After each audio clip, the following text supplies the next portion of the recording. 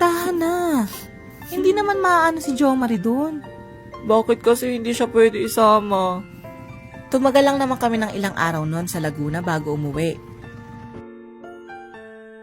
Nay, bakit wala si Jo Marie dito? Baka nasa laugan lang, uuwi din yun. Jo Marie! Jo Marie!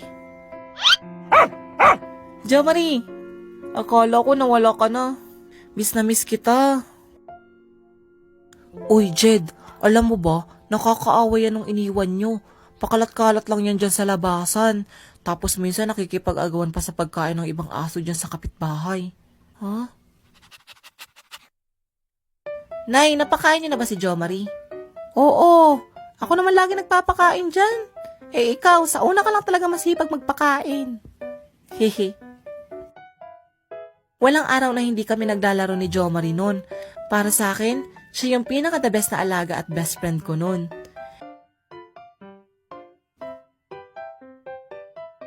Tapos isang araw, may mga tao na pumunta sa bahay namin noon para kuhanin daw si Jo Marie. Tanda ko pa dati, nanonood ako nun sa kapitbahay namin nung may nakapagsabi sa akin na ibebenta daw si Jo Marie noon.